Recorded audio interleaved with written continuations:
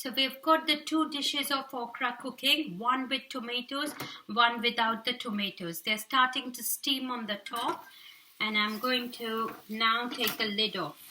I do not want the lid to be covered anymore because after this they are going to start getting very sticky. I can see like a lacy thing that's coming up, and that is telling me that the okra is releasing all the sticky stuff that it's got. So let it just saute now without the lid. It will take about 2-3 minutes.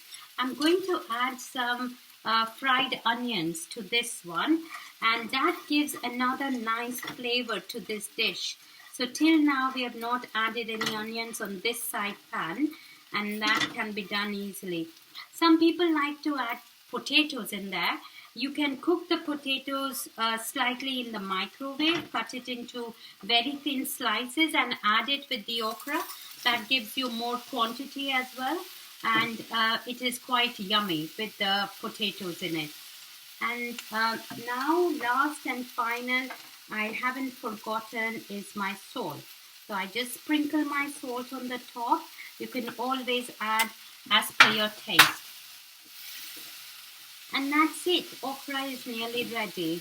And it looks good, colorful, and it tastes really nice. You can serve it with naan. It is one of the main dish that is served.